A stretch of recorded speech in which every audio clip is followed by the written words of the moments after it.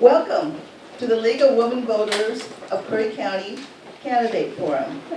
I'm Georgia Nowlin, and I will be moderating tonight's candidate forum. But before we begin, I ask that everyone please silence your cell phones. Our league president, Alice Pruden, is not here tonight, but I would like to introduce Susan Barkey, who is our timer tonight, and she's the co-chair, as well as our other league volunteers that are here tonight that helped make this candidate forum possible. I'm going to say, before we get started with the mission statement, is that we have technical problems, and I have the only microphone in the room. So I'm going to have to ask the candidates tonight to speak very loudly, if you can. I can pass this on, but not very far. So I would suggest if you can speak loud, and it is being recorded. So let me begin with the League mission statement. The League of Women Voters, a nonpartisan political organization, encourages informed and active participation in government, works to increase understanding of major public policy issues, and influences public policy through education and advocacy. The League does not support or oppose candidates running for elected office. Any voting person can be a member of the League of Women Voters. We have both men and women members, and we invite you to join. Membership forms are in the back of the room, as well as a donation jar. The League of Women Voters will be recording this forum courtesy of Carl King. Carl's in the back. Thank you, Carl. The recording will be available on the League's website, lwvcurry.org, along with those of the Gold Beach and Brookings candidate forums. We ask that no unauthorized recording take place. And please, once again, turn off your cell phones. Let me explain the ground rules for tonight's forum. We have the 5 candidates for Port Orford City Council. The candidates have drawn numbers to determine speaker order. Each candidate will have 3 minutes for their opening statements. Once that portion is completed, we will go to the question and answer portion of this forum. Only questions submitted on the 3x5 cards you each received when you entered will be asked. There will be no oral questions from the audience. Each person gets 1 card. If you did not receive a card and would like one, please hold your hand up now. If your question is directed to a specific candidate or office, please state that on top of the card. When you have a question ready, raise your hand and a League member will collect it. Member volunteers, please raise your hands so everyone knows who you are. Okay. Questions will be given to our sorters over here, who will sort the cards according to the office. There's only one, so it makes it easy. Then the questions will be brought to me. We ask that you keep your questions in good taste so that important issues can be addressed. Please make an effort to write legibly. We'll allow 1.5 minutes for each answer. We hope that we get through all of the questions. Following the Q&A, each candidate is permitted 2 minutes to give a closing statement. You are welcome to stay and speak with the candidates after the forum. Our timer tonight is Susan Barkey. She's over there. She will hold up a yellow card when 30 seconds of the allotted time remains, and a red card when the time is up. And candidates, you can all see her, correct? Good. I will make sure that we follow the time limits so we can end the forum no later than 9 p.m. Audience members are not permitted to make statements. Also, we ask you to refrain from applause, cheering, hissing, or booing. At the end of the forum, we'll have a round of applause for all the candidates. Okay, so I will now introduce the candidates who are in the November 8th general election. For Port Orford City Council's 3 open positions in alphabetical order, they are Lauren Kessler, Perry Rask, Craig Rosenauer, Ann Velices, and Brent Webb. Now is the time for the candidates' introductions. As noted, they have drawn numbers to determine who speaks first. So we'll start with Perry Rask. Perry, you have 3 minutes and speak loudly, please. Okay. Hello, everybody. It's so great to see so many people here participating in this process. So first I want to tell you a little bit about myself. I've been here for 18 years, moved from the valley before it got too hot, like so many people. I currently have a home-based business. I'm a professional fiduciary and have a little friend here. Go away. Of course, everybody says, what's a professional fiduciary? That is a fancy word for someone who manages money for people who cannot. Would you please speak up a bit? Yes, I'm Thank you. terribly sorry. That good? Yes. Okay.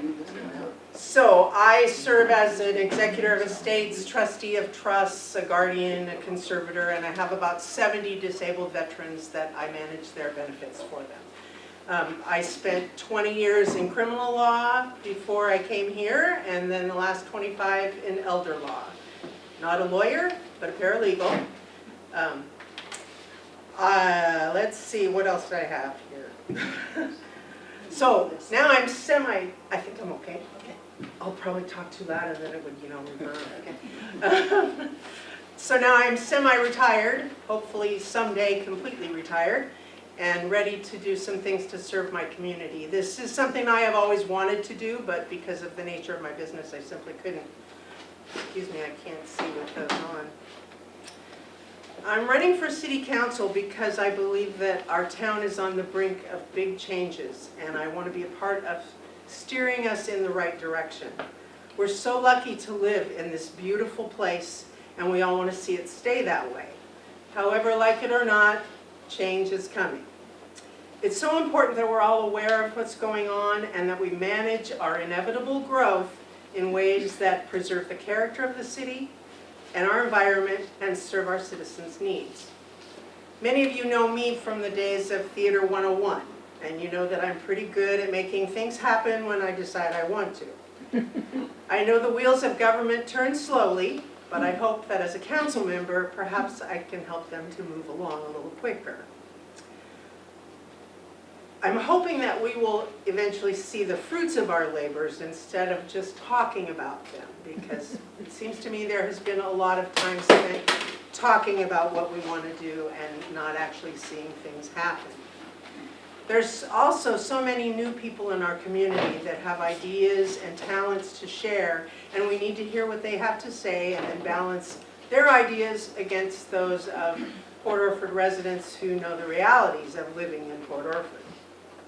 I'm an eternal optimist, admittedly, and I have high hopes for our little village.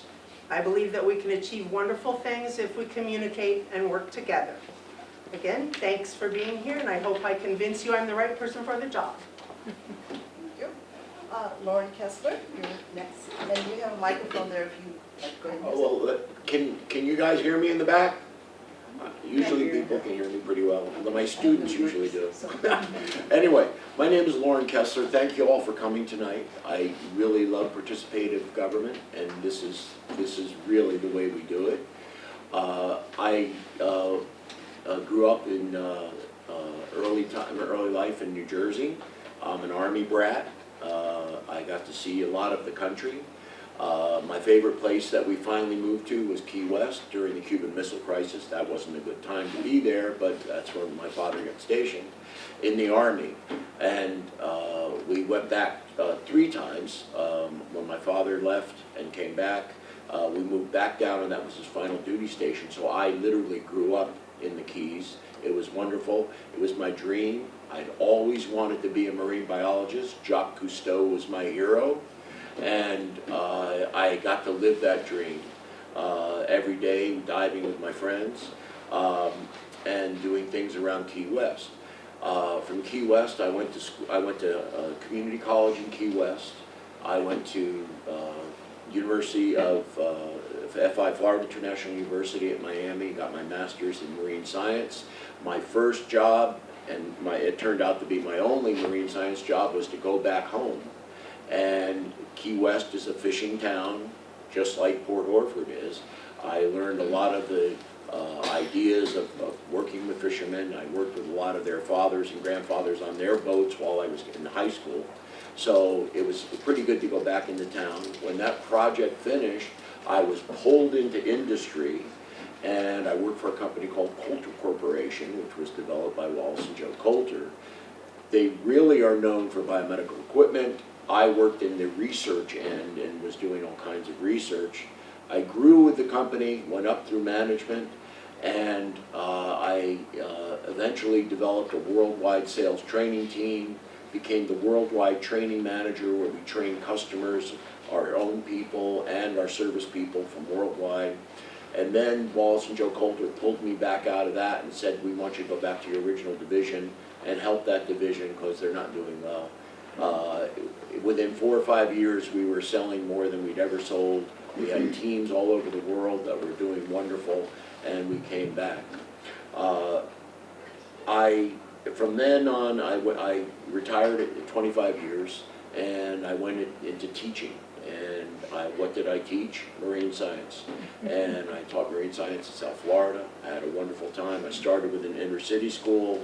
Then I went to a school that was right nearby, and I started teaching biology. And that was my 4th career from all the others that I did. My wife and I both retired from Coulter. She worked for Coulter too. And we came out here because my son, my younger son and his wife, oh, wow, that's quick. Well, sorry, but that's my story. I came to Port Orford because my granddaughter was here.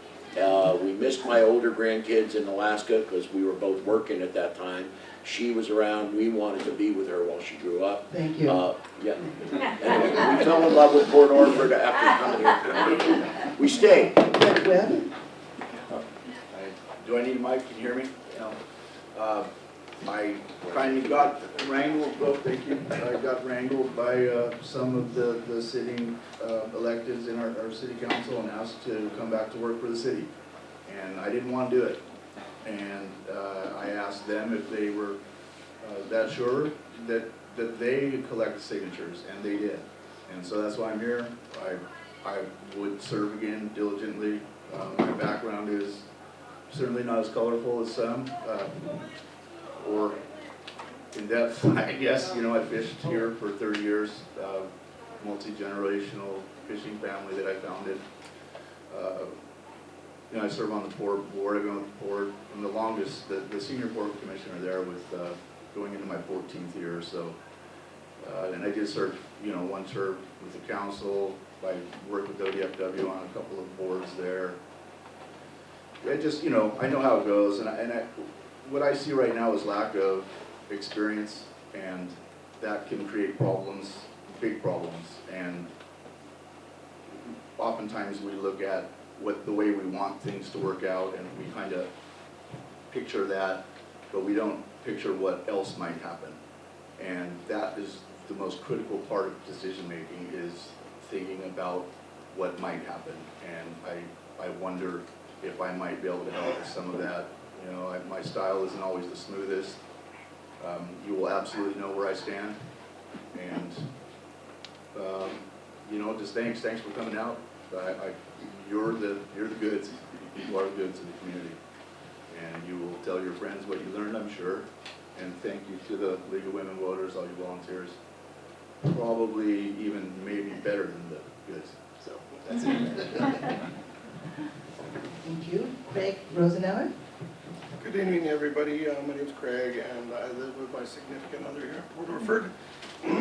With our 2 children who go to Driftwood School. I have a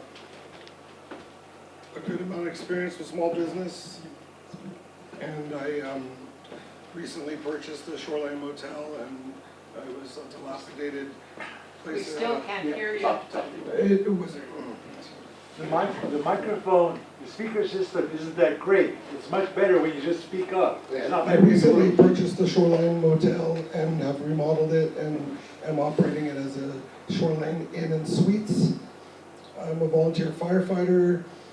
I love Port Orford. I moved here for a better life with my children and my significant other, and I am heavily fond of this town and the future for it, and I'm wanting to see if I can make a difference and help address some issues by being a part of the city council.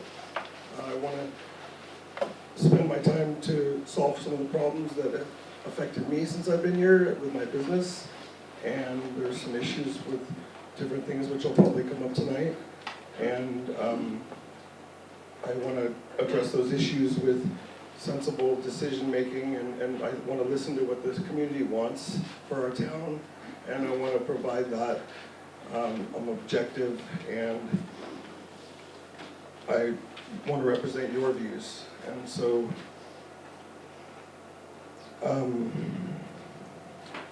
I enjoy living here. I'm a fisherman. All the different things about this town that brought me here are what I value, and I think all of you would value that too. The beauty, the clean air, the quality of life, lack of crime, and there's some issues with housing that I think we could address on the city council, the water issue and others. And so I feel like that given the opportunity, we could solve the problems together. And so I'm looking forward to working with you guys, and thank you for listening.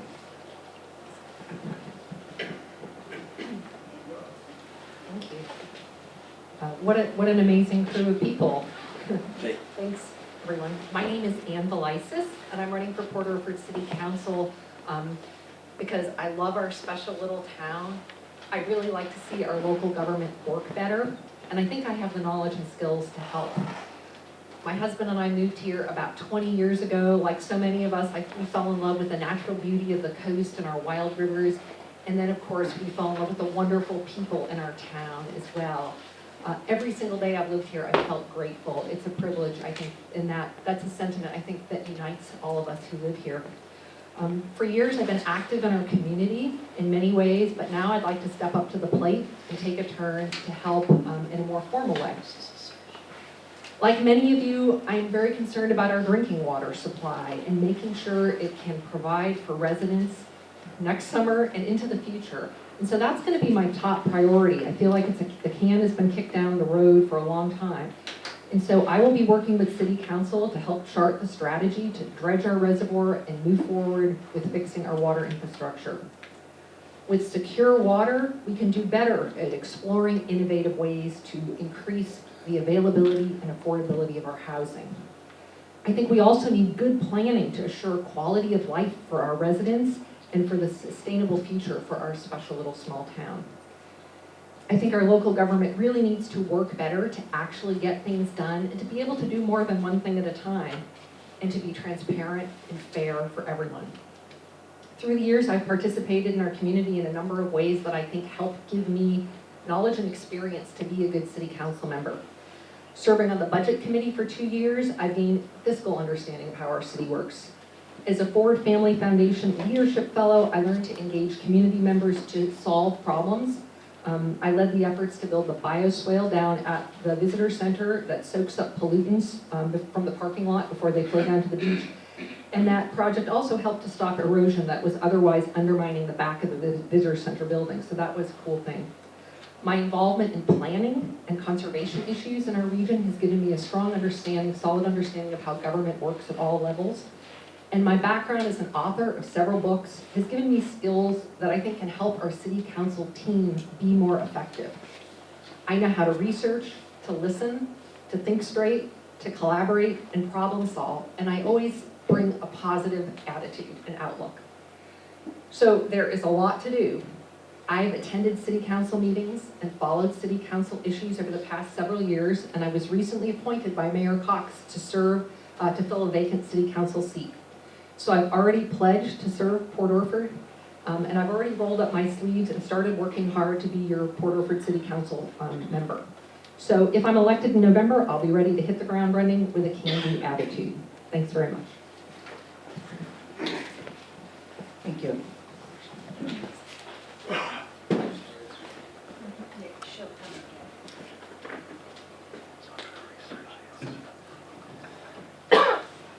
Okay, now we're gonna present the questions that you've submitted.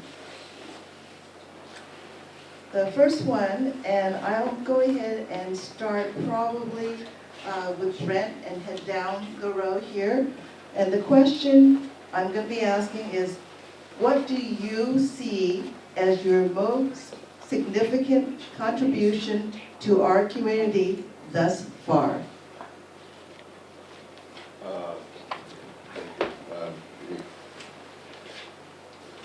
My personal, most significant contribution. I have been part of some pretty big projects. I have 20 years of local government service, so there's a lot to maybe consider.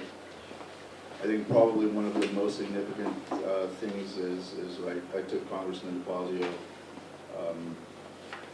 on a boat ride where we discussed some of the issues with the breakwater and dredging issues in the port and how it negatively impacts our ability to do what we need to do.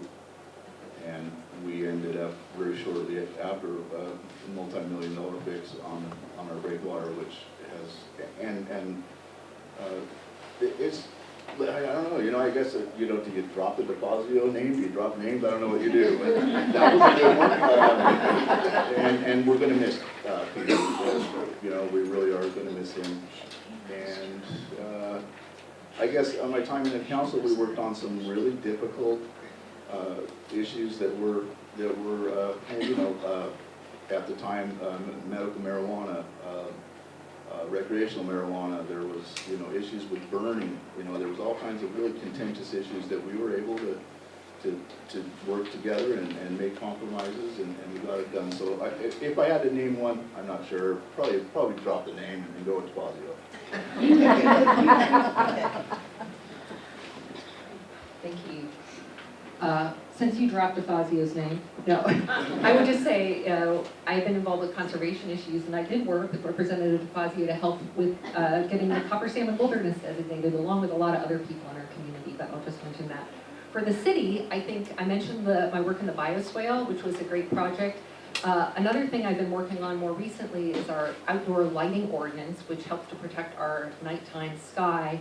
And with some other members of the community, I really helped to stand up to ODOT, because they're putting in tall lights right now, tall poles with new lights that I was really afraid was going to make our little town turn into something like a Walmart parking lot. And I really worked very hard at standing up to ODOT and making sure that the lights they're going to put in will hopefully be not too high and not too LED bright. So we'll yet to see if that's going to happen, but that's just an example of me trying to stand up to make our town, to keep what's special about our town special. Even as we may need to grow, I really want to make sure we help to keep it special. So other things too, but that's all for now.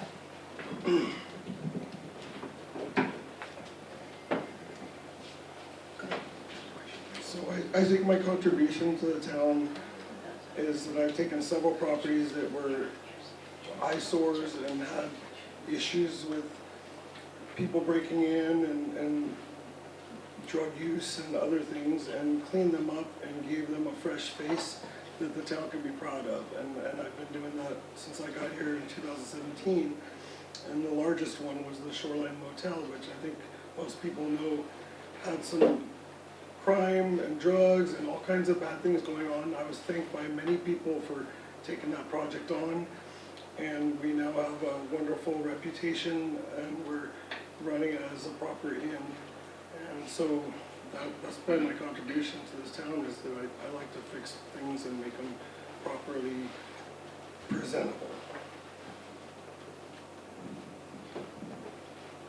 Okay.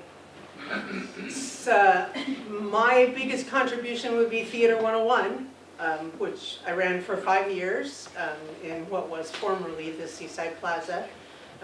very successful, brought a lot of people to town, satisfied a lot of needs, and gave people a lot of things to do, involved a lot of volunteers. It was a wonderful experience for those of you who weren't lucky enough to go. That's my biggest contribution. Like I said, it was a five-year deal. Would love to do it again. Other than that, that's pretty much it. The rest of it, I've been running my business and trying to just, redo my house and all the things that we all usually do. That's my major thing, was Theater 101. I've been on the city council for 2 years now. I was also appointed by Mayor Poswick, and one of the things that I realized very quickly, and even when I was building my own house, was water. Even though we live on a place that supposedly gets a tremendous amount of rain, we still have water issues, and I worked with the team, with the watershed people, and with the team of several other councilors, where we pushed ahead and went for purchasing the Wilson property to reclaim a big part of our watershed up above our containment area. And I think at this point, amongst other things, I think that's one of the most important things that I've been involved with. And that's, as you all know, that's an ongoing issue as well. So obtaining the Wilson property for the city and gaining those rights as part of our watershed and protecting it is very, very critical to my idea of the future for Port Orford. Thank you. The next question is, and this is for all candidates, would you support a moratorium on new Airbnbs in the city? These are vacation rentals. So I'm going to go ahead and, Lauren, I'm going to have you start this time. Okay. My answer is yes. We already have a moratorium on new STRs right now.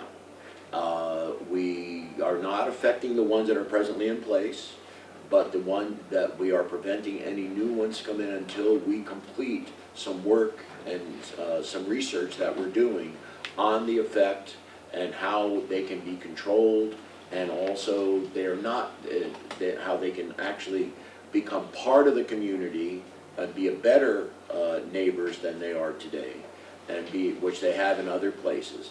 But at this point, we have a moratorium in place that the city council has put in on any STR, so I'm for that. But a moratorium is not forever, it's short term.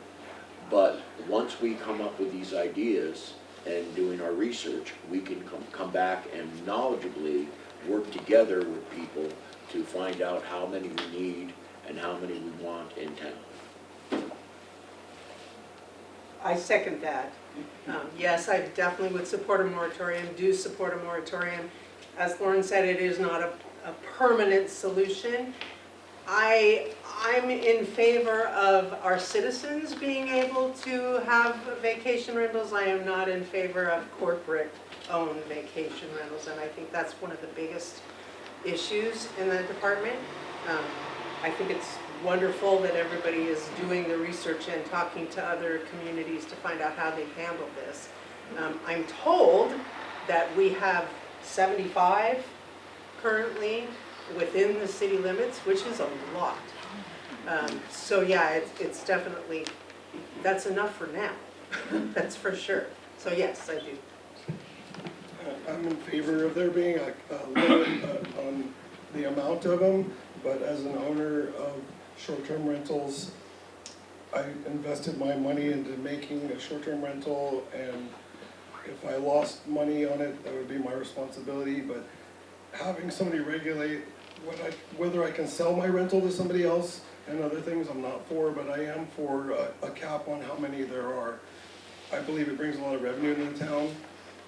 I think they've been villainized a little bit as far as saying they use too much water or that they're a nuisance. I think properly regulated, they can be great, and they're working on drafting ordinance for them right now, so I'm for a limit on how many there can be, and I'm also for affordable housing and ADUs, so I think that ADUs would be a good solution for housing in our town, and we'll discuss on another question. Thank you. Yeah, like everyone, I totally support the temporary moratorium on vacation rentals until we can figure out how to get really good regulations. And before I stepped on to city council, I was involved as a citizen bringing ideas to the planning commission to figure out how to do a better job with vacation rentals. I actually get like 2 Vacasa mailers a month, and they're, you know, and I have several in my neighborhood. We had a previous city council meeting earlier this year. The city manager described how she was getting calls from outside investors saying, oh, I hear you don't have vacation rentals. I'd like to buy up a bunch of real estate. That's the kind of thing we don't want to have happen in our town. I agree with Perry, the idea of that I think we can find balance of having some opportunity for local people to own them as a way to have some supplemental income. Some of the ideas we've been looking at are not having them in like residential areas, or, you know, there's a bunch of ideas that we have the benefit of learning from other communities that have made mistakes and allowed vacation rentals to take over. So I think we can find the right balance to provide for them in our community. They do provide jobs, they provide accommodations. I'm glad we have a new hotel, but sometimes we don't have enough accommodations in our town. So I think we're on the path to get the right balance, and I would look forward to helping take the recommendations of our planning commission and get a good system in place. So 7 years ago, when I was on council, I asked for a control date on short-term rentals. It was a problem, it is a problem. Our community is being stripped of its resources, of human beings, of locals. And until there's no one to answer that fire alarm at midnight, you're not gonna understand what's happening to our community. And yeah, a couple bucks, cool. No, we need to be sure that we are taken care of. Not, you know, I mean, I bought permits for fishing for, you know, thousands of dollars, hundreds of thousands, and the quota will go away. And I don't stomp my feet and say that's not fair. I understand that that's what the resource needs. And you gotta go with the flow. I've got nothing into it, but I don't own one, so, you know, maybe I see it from a different perspective, but we can provide housing for tourism. I've watched these restaurants, you know, close their doors.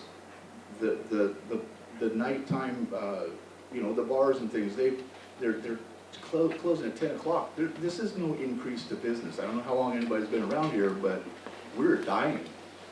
We are dying, and it's because the town's empty all week long, or they you know, when I rent a vacation rental, I do it because I want to cook in the restaurant, in the kitchen.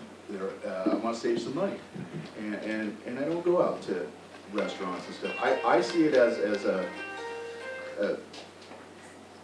and I always have seen it as something you really need to be careful with, and I think it's a little bit more dangerous than perhaps some of my my peers here. Thank you. Now, the next question is, what can elected officials at the city level do to address the housing crisis in our town?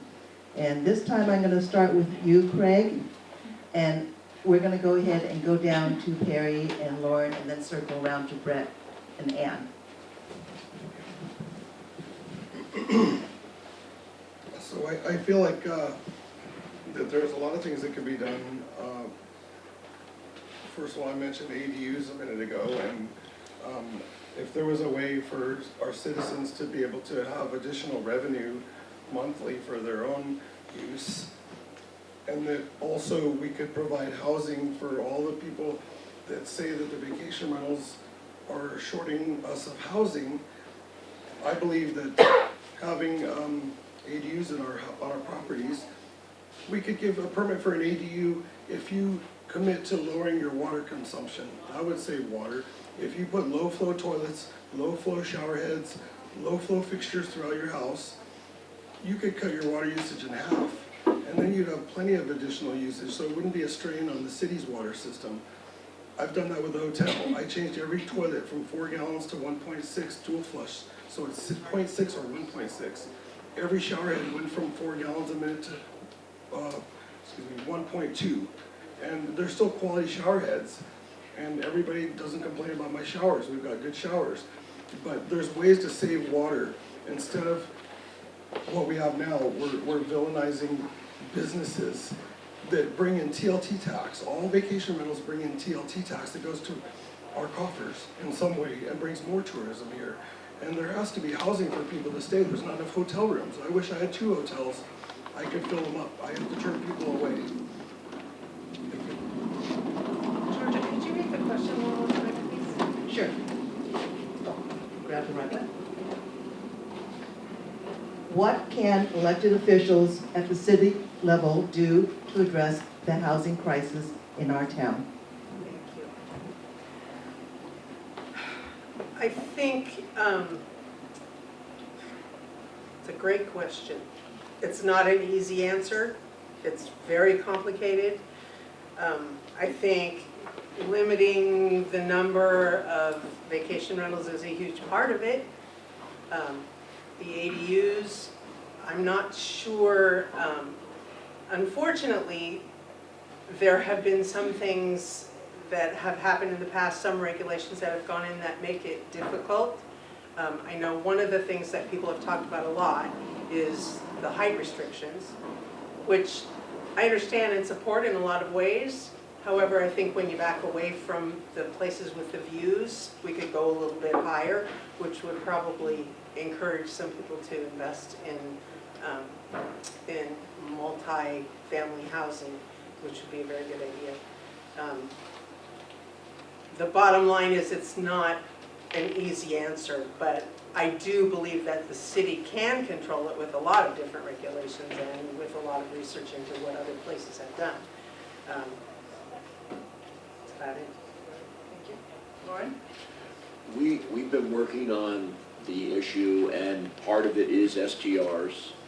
It is true, and Craig can tell you, once you've converted a house to an STR, it is not viable to be rented for a regular long-term house. It just isn't.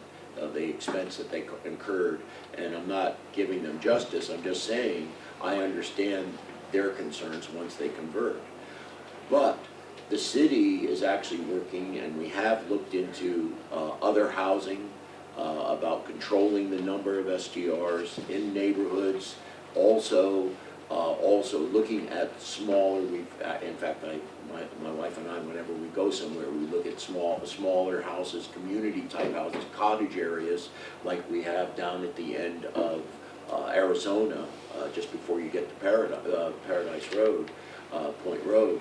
There's a community there, smaller houses, and those are something that we need to look into and look for grants, look for money to help build some of those in our community, because we do not have a place for low-wage people to work, to live in our community right Rick, answer the question? Sure, so the question is, what do you do, right? Years ago, I had the idea that you could offer free or greatly reduced rates to your water and sewer hookup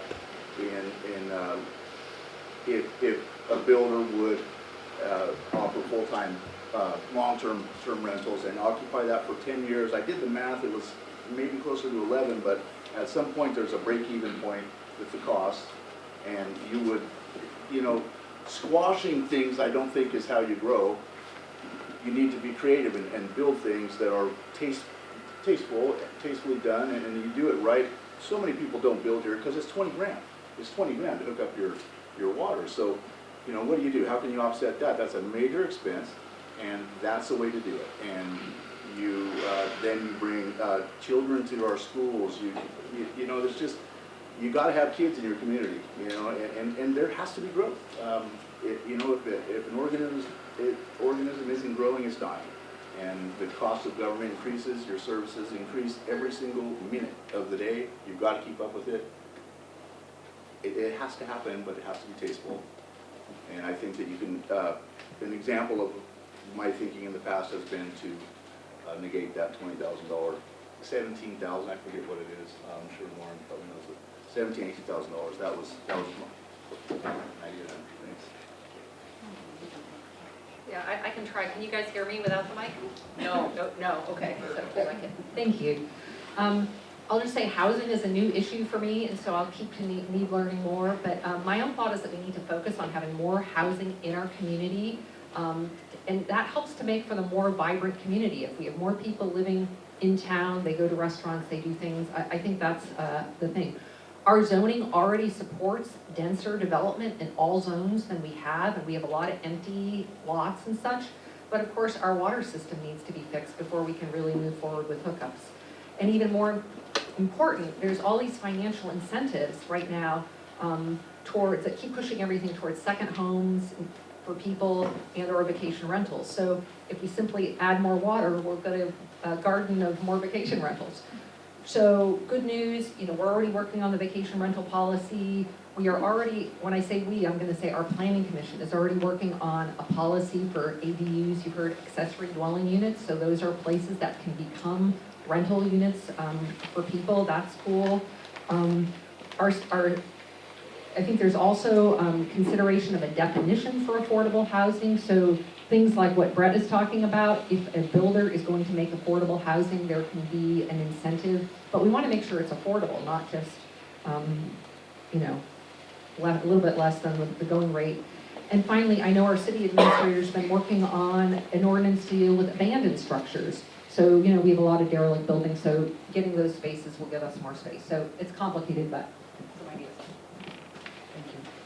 All right, the next question is, and I'm gonna start with you, Ann, go to Brett, go to Lauren, Perry, and end with Craig.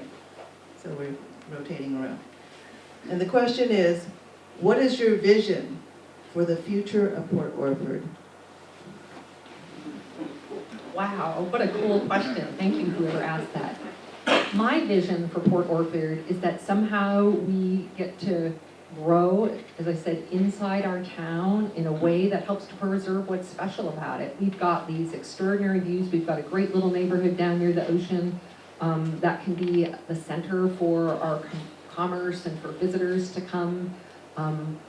We have beautiful forests around our town. We have areas in our town that can have denser housing. I'd kind of like to see, more businesses, more pedestrian areas where people can go and be. I love the idea of having our parks be part of our community where people can enjoy our parks, our community parks as well as our state parks. I'd love to have, more vibrant businesses, and I love the idea of figuring out how we have younger people be here and part of our community too. We're a really unusual community because we have a lot of older people, and that's wonderful because we have so many retirees who are fabulous volunteers in our community and bring things, but it makes it a little bit of a different community. Anyway, I just want to figure out how we can grow well and keep what makes our town special without losing it. So that would be my vision and goal. So I think my vision is to create fertile soil. The government isn't in charge of building things. It's, so you can't just say, I want to do this or that, but you create that trust, that fertile soil, ordinances that can be easily read, so somebody in, China can read it and say, I could go do this here, and they can come, and there's transparency, and things are handled, check the box, check the box, check the box. There's still a lot of goofy stuff going on, and you have to just, you really got to follow the letter of the law, and I don't know that that's always happening. I've seen it not happen. A lot of these things, problems that we have, had we kept to the letter of the law, I think maybe perhaps over the decades, there wouldn't be such problems. So there's things, what do you do? I think every niche is critical because we are, a natural resource extraction community, whether it was timber in the day or now fishing. You need the art community to thrive. You need, Ann's environmental type of community to thrive. A couple of bad seasons and the fisheries can't provide that 35% of the local economy. So you got to take the pressure off of any one niche and support the growth and collaborate where we can and then collaborate where we can't. So, okay. Thank you. Lauren, no, Henry. I learned about looking at visions through Key West. And right now, none of my friends who are from Key West that I grew up in Key West with, even though they lived there for over 100 years, some of their families, are even able to live in town anymore. And in Port Orford, about, I think it was 10 or 15 years ago, the community got together, maybe it was longer, and they actually had a vision for our future. And that plan was a wonderful plan. It was a walkable Port Orford. It wasn't a high-rises, it wasn't multiple-story buildings, even though 2 stories were okay. It was a place where people could be comfortable, people could live, and people could thrive.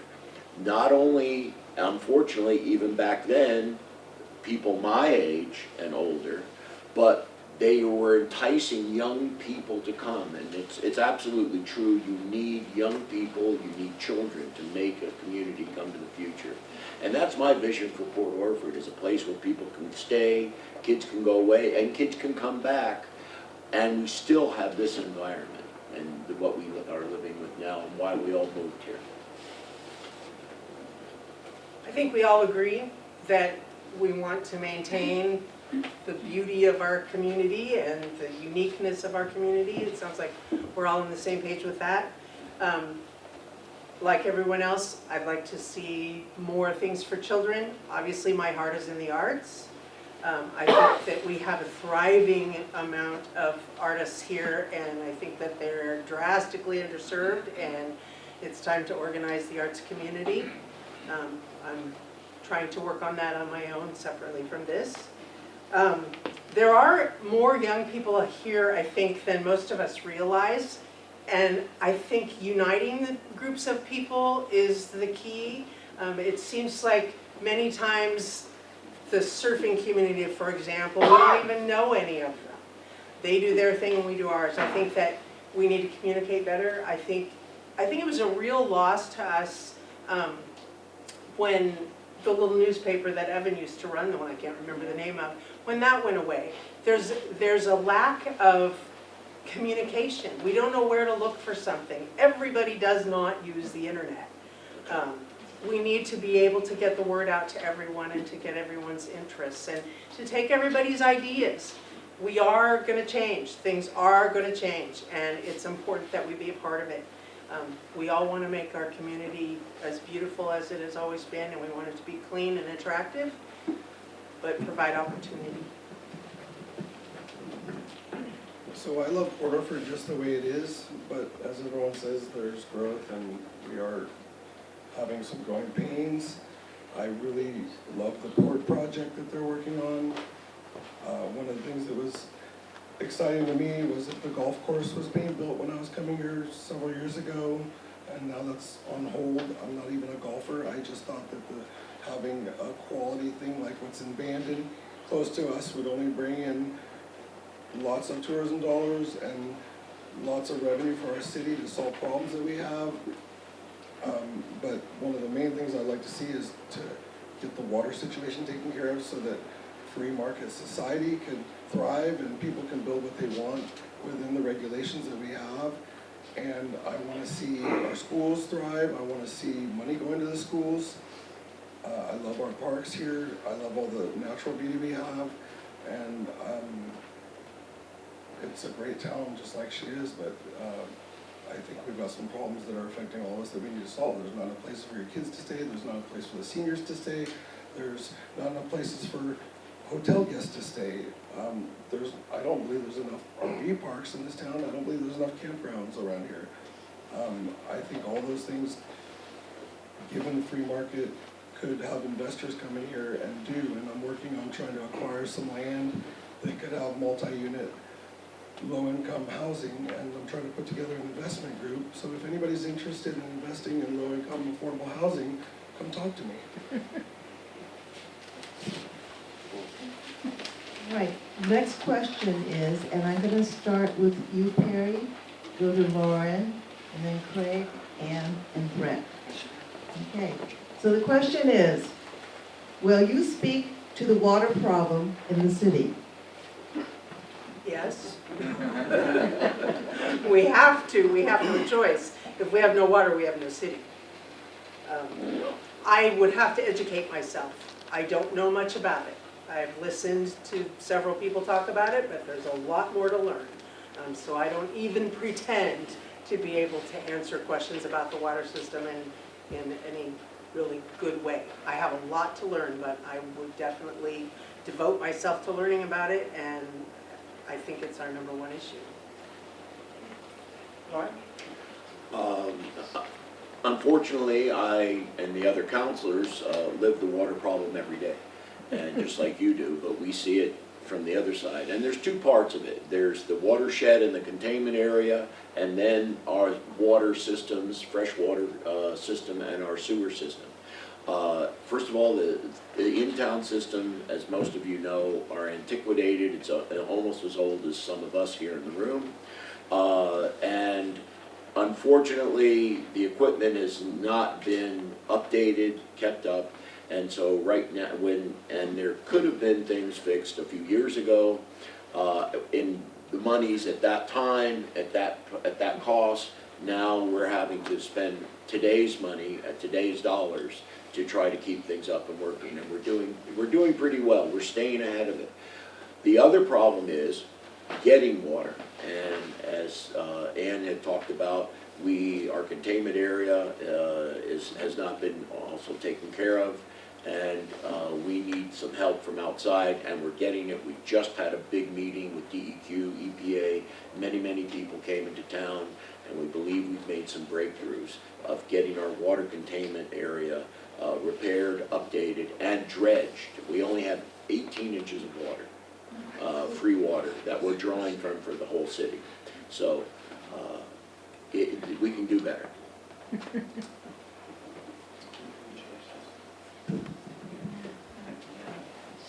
So I'd like to take the approach, if it was a business that we were running and we were losing half of our product, nobody would stay in business. What I understand is that the water system has leaks everywhere, and it's been put off, and there's been issues with trying to solve the problems, and I get it takes a lot of money, but the system could be quadranted off into different sections with flow meters, and they could find out where the big leaks are and track them down and solve those problems instead of penalizing the businesses and the residences with curtailment fees. When your water bill goes from one price to doubling to the 3rd month doubling again, and you've put low flow fixtures and you've done everything you can, you have no leaks on your property, you gotta ask, well, where's this curtailment fee going? Shouldn't that money be used to figure out where all these leaks are? And I understand that the levee needs to be dredged, and there was an issue with the permit that wasn't renewed, and so I would directly focus on the water system. I have a good amount of experience with gravity-fed irrigation on ranches, large diameter pipe, and big systems that irrigated, many acres. And it's got to be similar. There's large pipes, and it's really expensive to do irrigation. But if we can target, I say irrigation, but our city water, if we can target the areas that are leaking and excavate those, we could put some of this money into fixing, if you're losing half your product, you can't stay in business. And if we're making fresh water to let it drain out in the ground and run out to the ocean, it's not sensible business practice. Thank you.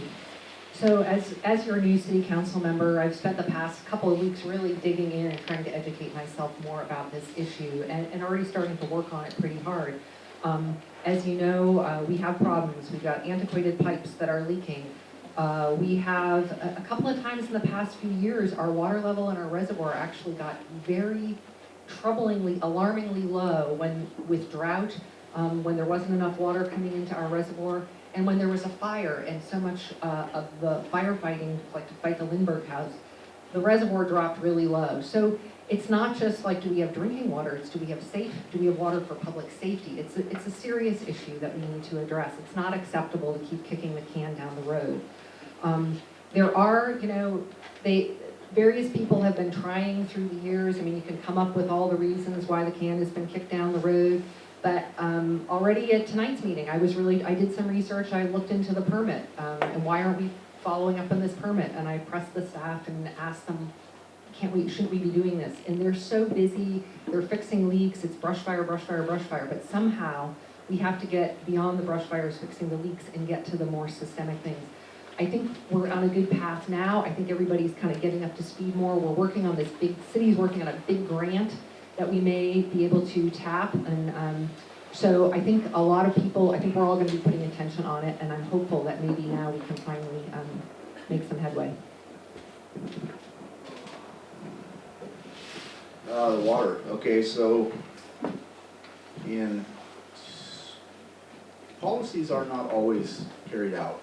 Directives handed to administration by the council are not always carried out. And the next class of council may come along and they may have no idea that there's been a directive that would help.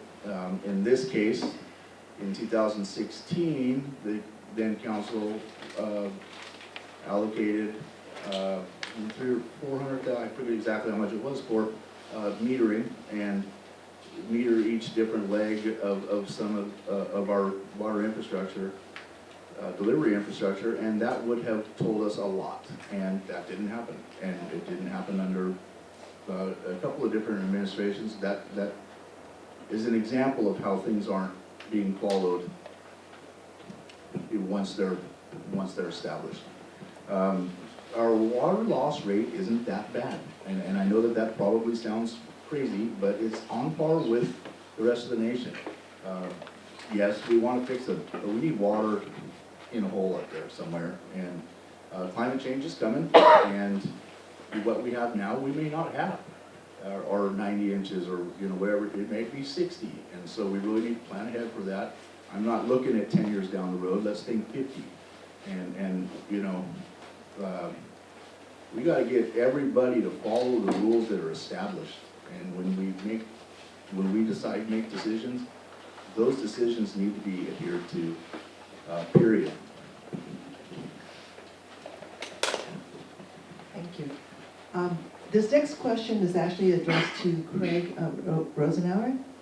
And the question is, what are the problems you have had with the city, that is, the problems you referred to in your opening statement?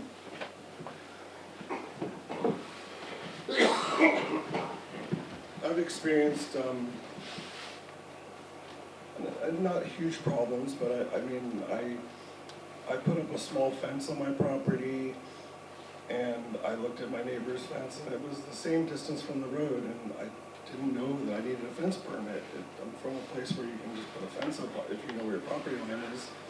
And I had to, somebody called to complain about my fence, and I had the city tear my fence down, but when you look around and everybody else's fence is in the same distance from the road, it makes you think there's a good for thee, not for me type attitude. And some of the other problems is I think that some people wanted to lower our height restrictions so that they could protect their views of their houses, even though they're 3 or 4 blocks from the ocean.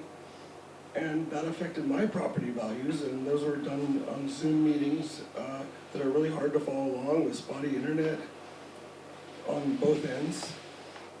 And so I'm not very fond of things being done that change my property's value when I'm not even in Port Orford at the time.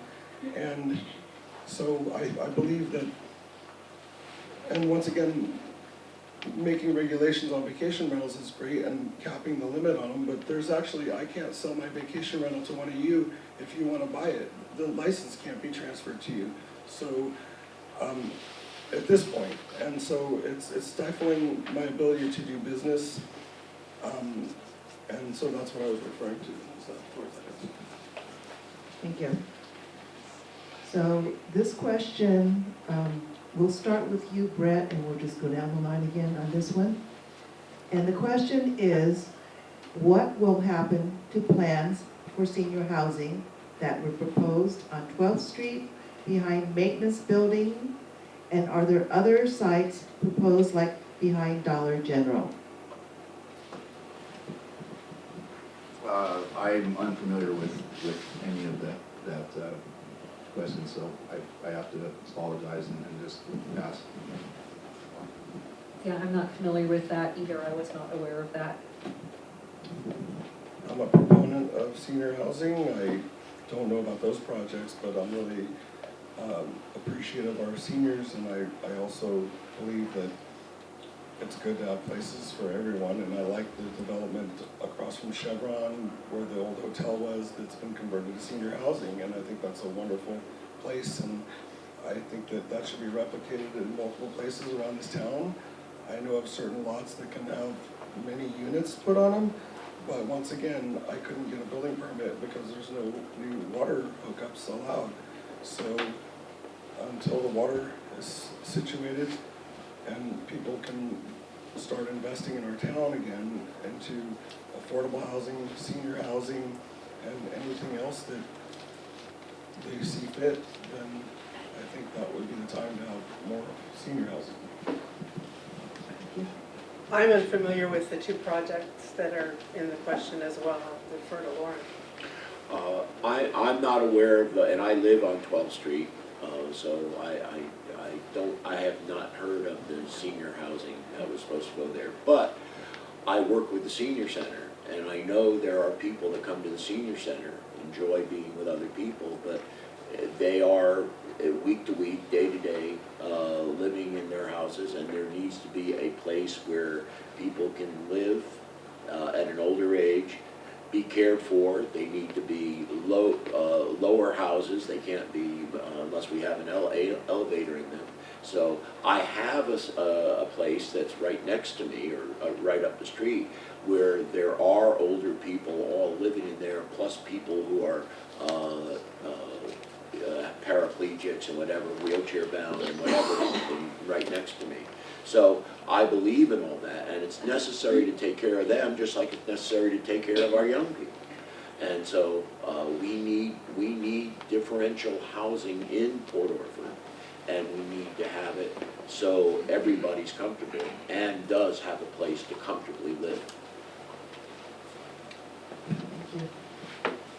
I'm going to go ahead and start with you, Lauren, and Okay. then we'll go down the road, but you'll like this question. How many city council meetings have you attended in the last 24 months? Well, it's kind of unfair because I've been on the city council, so everyone, through Zoom, through COVID, through everything. And before that, my wife and I attended meetings because we were building a house, and we had questions about the sewer system, we had questions about the water system, we had questions about could we live in our RV there and next to the house while it was being built. So we did attend the city council meetings more than usual, but I have been on the city council since 2020. I've attended one in the last 24 months. Most of them were Zoom because of COVID, and I don't have a camera on my computer. So when the restrictions were lifted, I went to a meeting. I've attended several through Zoom, and I pay attention to the ones that affect me, but if I were to become a city council member, I would be there for all of them. I've been attending quite a few of them over the past 3 years, I'd say, and I was also attending planning commission before I became a city council member. I think it's a really good way to know what's going on. When we had them during Zoom, I was able to sometimes watch and while I was cooking dinner and things like that, and I'm glad to have them back. They're back in the town hall. Maybe a couple I watched on TV. I'm pretty good friends with a couple of the of your electeds who are currently serving, and I'm kind of familiar. I think the question is are you familiar with what's going on, and are you going to be able to jump right in? Probably, as good as anybody. Our problems haven't changed, really. I don't know of a new problem. What's new? There's been a lot of people put a lot of blood, sweat, and tears into fixing things, and things move slowly, and it's painful, but slow is good when it comes to government, because government can mess stuff up so bad. So you gotta be slow, you gotta be smart, but you gotta do something. The outfall was a huge problem in the past. That we're set up for our sewer outfall. The impoundment's a big deal. The leaking pipes. I mean, nothing's really changed So I feel like I'm, you know, perhaps even uniquely qualified because of my historical look at things. Thank you. The question, and I'm going to start with you, Craig, and we're going to go to Ann, Brett, Lauren, and Perry. And the question is, do you think we have a homeless problem in Port Orford? Yes, we do, and I like what other cities have done, like Coos Bay, where they're having like a small village to give services to people that might need them and help them transition to affordable housing, which we probably need more of. But we do have a problem with it, and I see it everywhere I go, and it's not as bad as other places, like Grants Pass, where I'm from, but I see it as getting steadily, there's more people and more people, and I think services, and if maybe the churches could somehow get some grant money to help, like I said, do what was done up in Coos Bay, where they have, it's almost like shed type structures that are fitted out, and there's a lot of structure and rules, and the people that want to be there and have the safety of the shelter has to follow the rules, and you know, that prevents drug use and other things from happening in those areas, and I think maybe we can work with our churches to have the place to do it and to supervise the project. Thank you. Yeah, I think we do have a homeless problem in our community, and that's a new issue for me, and I've been learning about it a little bit. We have one of our city council members, or I think two of them, have been working with the Homeless Coalition and trying to come up with a solution, because there's a state law that says, I think starting next year, if we don't have a place for homeless people to be, they can camp anywhere, and that's kind of the situation now. But so I like the idea that Craig has mentioned. I'm aware of that program that's happening in Coos Bay, where there's pods for people to be. It gives them a safe place to be, a secure place to be. I don't know how we're going to get there. I think it would be great to collaborate, as you're suggesting, with churches, or maybe there are homeless coalition, other kind of community partners who may have to just step in to help us, because I don't think the city is going to have like capacity to take on a program unless somebody wants a new job and to start writing grants. But I think that we will need to address it in some way. Okay, thanks, Ann. So that's a tough one. Homeless is defined several different ways. Many of our local members of our community who've been here for generations are defined as homeless. They're living in RVs, that is homeless. They're living on people's couches, that is homeless. I tend to have more compassion for that group, and I believe that, you know, if we, again, create that fertile ground for growth to occur and you know, housing to come, then you start eliminating that niche, which is probably a lot more numerically than the 5 or 6 guys you see drinking beer with their shirt off. And I like those guys, don't get me wrong. I was homeless. I was homeless for 3 years, 15 to 18 years old. I've been there. I know what it is. It sucks.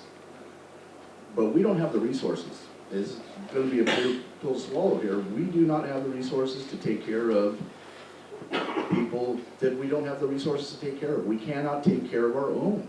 And so, you know, I guess I would turn that focus back towards our own people. If you know, given, you know, some ultimatum, this or that, I'd have to figure out a way to help our local homeless people. And I'd say that, you know, that our police department cannot handle a whole bunch of things. We don't have the social services, we don't have the medical, we don't have what it takes, we don't have jobs, we don't have a lot to offer. I know, that's probably unpopular, but that's where I'm at. Thank you. We do have a homeless problem. It's not really a problem, it's an issue that everybody's having all over this country. Okay? If you look everywhere, there are homeless people, no matter where it is. Great communities, small communities just like ours. I, with Gary Burns, am on a homeless coalition. We got on it because there is a new state law, and it turns out that there are people who are already helping the homeless. Denise, the person who runs the library, she's doing tremendous things with them. She's gained their ability, and they're just people just like us. They just have a different lifestyle. I know that sounds crazy, but it's true. Coast Community is doing wonderful things with them. They now have gotten them coming in for health care. While they're there, they learn they can use a washing machine, they can take a shower, they can do different things, and they even have a clothes bin that they give them clothes if they need some clothes.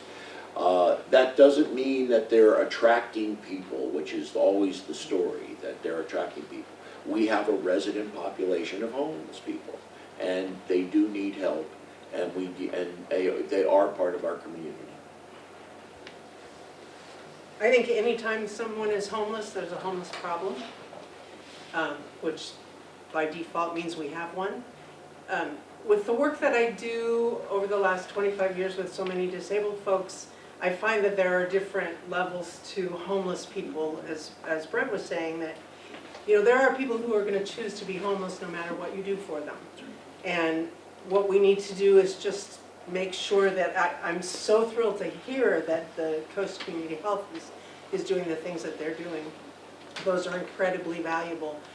I also agree with Brett that the bigger problem, the one that we can control, is to provide housing for the working poor, if you will, for those people who live in our community and their house gets sold and they have nowhere to go because there's just no short-term rentals, or long-term rentals, excuse me. So yes, there is a problem. I'm thrilled to know that there are some things happening to help with it. I think it's largely probably going to fall to the churches or other volunteer organizations to help those folks who simply have chosen that lifestyle. Thank you. This is the last question of the evening, and I'm going to start with you, Perry, go to Lauren, Brett, Ann, and Craig. Question is, do you believe we need an ordinance about 100% clear cutting of lots? Wind protection is a good idea. Interestingly, a few years ago, I can't remember the year, when the big storm was that blew all the trees down in the RV park at the end of the Loop Road, I think that it became really obvious how important it is to keep a few trees up. Everybody's airflow changed. Yes, I do think that it is important to not clear cut the lots. We've seen what happened with the lots over in the hamlet when they clear cut that a long time ago, and then it sat there, and now it's a lot of scrub, which is not helpful. But yes, I do support that. I do think we have to allow people to use their property the way that they want to use it, but that there needs to be a restriction, a limit on how many trees they can take. I myself live in a lot that I have beautiful fir trees in my lot right here in the city. I'm very lucky that it was left alone, and it wasn't clear cut. We cut pathways for our house. And the person who had the lot before us had cut some roads through. So I believe that leave as many trees as possible. It's one of the wonderful things that we do have out here are trees. But on the other hand, I've also been in a position where I needed some money and I had to cut trees on a lot of mine back in Florida. And we didn't clear cut, but we cut some trees that the logger would take and give us some decent money for. So I don't like clear cutting. I don't believe that people should, but it is their property, and there should be some, they have a right on their property to do what they need to do. Is it me? Yep. Okay, so this probably stems from the Murdoch property, and that was a nightmare for the then council. yeah, it can be tough. There's, is it Greenway or Greenbelt ordinances that exist all over the world, and you can take so much vegetation and you need to leave some. And when you move into town where people live and you have neighbors, you don't get to chop your trees down if it harms them. You know, do what you do. You can't harm other people or their property. So I think there's a balance to be met there. But yeah, I would support a robust discussion and perhaps ordinance that could help come up with some kind of just common sense. You know, we learned that with the Murdoch thing that you know, it's not the forest. We are not in the forest. You want forest land, go buy some forest land. We live in town. We need to take care of our neighbors. That's what government is in charge of doing, is protecting its citizens, and it can be from its own citizens that it's protecting. Thank you. Yeah, I think I would definitely support something like that. I'd like to understand better, you know, like Brett is saying, look at what other ordinances have happened in other places. I think it is important to protect against the noxious weeds coming in, which we have gorse. When we all know that when lots get cut and there's disturbance, Scotch broom and gorse comes in. I agree that trees are a wonderful part of our community, and that we have to find a balance between giving people the opportunity to do what they want to do with their land and helping to conserve the values that make our town special, and also to help take care of our neighbors, because so often, yeah, I mean, we had that happen. Well, a new house came in, changed the whole wind pattern, and all of a sudden it affected our trees. And so it sounds like we have to really do some research to figure out how to come up with a good ordinance, but I would definitely support that.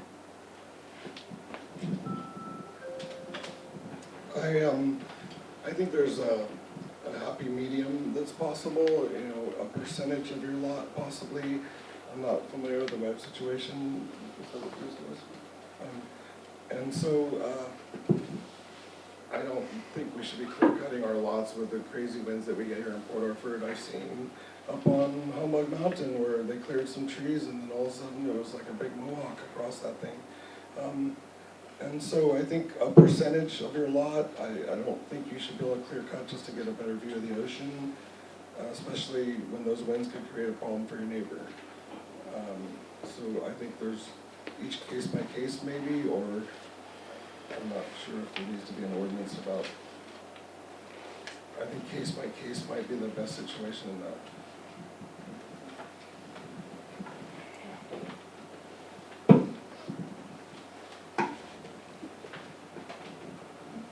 Now it's time for the candidates' closing remarks, and I'm going to ask the candidates to speak for 2 minutes, and I'm starting in the reverse order of when you did your opening remarks. So that means it'll be Ann, Craig, Brett, Lauren, and Perry. So Ann, 2 minutes. Thank you, Georgia. I guess I'll just conclude by saying, you know, I feel like we're living in a time right now where there's a lot of chaos and there's a lot of like dissension in politics and divisiveness and kind of fear about fire and climate change. There's just like a lot of chaos in the world, I feel, if you're reading the news.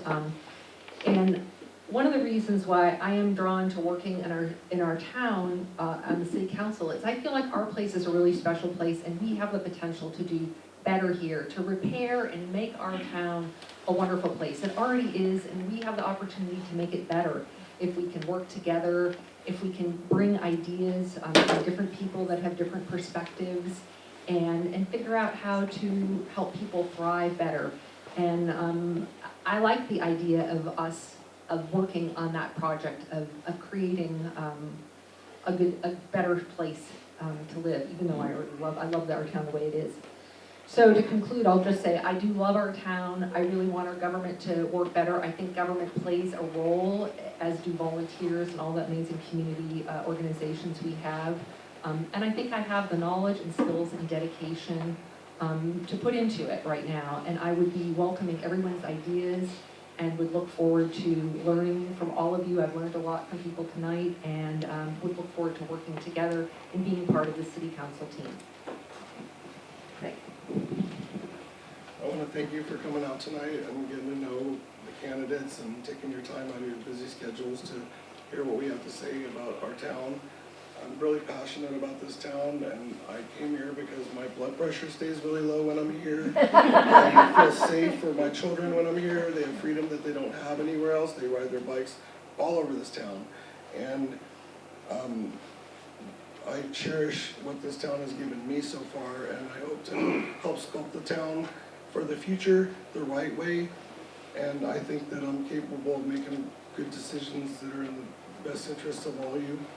And I want the opportunity to represent our town for the future, and I think it would be a wonderful thing to solve some of these big problems that we're faced with. I mean, and I've got some great ideas. I'm open-minded to anybody's suggestions, but there's certain things that are at the top front burner that we have to address. I mean, and it's not going to be easy, and I just want to be able to make a difference. And if I can, then I think that would be a great thing for us. So thank you.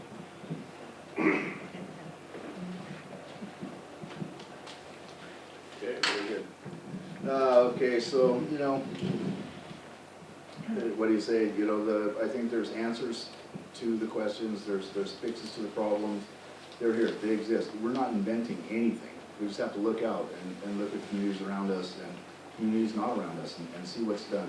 You tweak them, you tune them, and they work for you. The short-term rental issue, you create a limited entry program where the permits are valuable and they are transferable, just like they did in the fisheries. You know, you cap it at what it is, and they're valuable. Everybody wins that way. There's no loser. The water, we need a bond. You can get a grant, but you're probably not going to get a 100% grant. They just really don't come along that often. And if you need a 20% match on a $20 million job, do the math. We need a bond, and to get voters to pass a bond, we need trust. And that is where it all begins. It begins with trust in the people, in the administration, and optimistic approach, but trust. You know, I guess we're unique in a lot of ways, but we're also not that unique. We have basic needs. We know how to fix them. We're smart. We're resourceful. You know, we can do it. And I'm excited to see all the, you know, just great candidates you guys have to choose from. Just tickled pink with the group that is foolish enough to ring. But yeah, no, I don't see any bad decisions, any bad choices here for you all. And what else? That's it, I think. I got 30 seconds. So I'm good. My wife and I moved here from Florida. There were 6.5 million people south of Lake Okeechobee, so in that little tip of Florida. And we decided, you know, when we were looking for someplace to live, we wanted to live someplace. We weren't planning to live this far out, but when we found it, and my granddaughter was here, of course, but we fell in love with the community. And it was actually somebody in the community that suggested I apply for the position of the councilman that was leaving, and I did, and I signed up, and I went, and Mayor Poswig appointed me, and I've never looked back. It's been trying, and because as Brett said, government does move slow. You can move that wheel, you can grease it as much as you think you can. It still, things just move slow, and you get wins. So like the Wilson property, like the dark skies, like the building heights. All those came slowly but surely. We worked things out. We communicated. We changed. We added, but we did it. But I really feel that we are working together. We have a great team on the city council. We all don't always agree, but that's what makes it great, because we get both sides of the story, and we work together to do for Port Orford and make it better for Port Orford for all of you. And I want to thank the League of Women Voters for having this, and especially you for being here and taking the time to, once again, participate in your government. Thank you. I'd just like to say that, like everybody else, I love this community immensely. Love to see it stay just the way that it is, but it won't. So I think managed growth is the key phrase. I think that we have a really unique opportunity to be somewhat sustainable here that other communities don't have. I think it's important that we balance taking care of the citizens that we have and our needs here and bringing in new businesses, new growth, tourism. It's real tricky. And like I say, managed growth, I think, is the key phrase. It's important for us to have new blood. I do want to say that I think that there are many things that our council has done that are wonderful, and I'm grateful. Grateful for all the time they put in. My skills, really at this point, I have a lot of education that I need to partake in. I don't know answers to a lot of these problems. I don't necessarily have opinions on some of them because I don't have all the information. But my skills are in organization and management, and my fiscal skills, I manage several $1 million all the time. So I would be interested in monitoring the fiscal condition. But I want to see things happen. I think that is probably the biggest thing. Instead of just hearing about things forever, I want to see things happen. Yes, things have to go slowly, but not as slowly as they have. So thank you again to everybody for coming and participating. It's what we all need to do, and encourage your friends to vote. So this completes tonight's candidate forum. Thank you for coming. We thank the Port Orford Public Library for the use of the room, and let's give a round of applause to the candidates.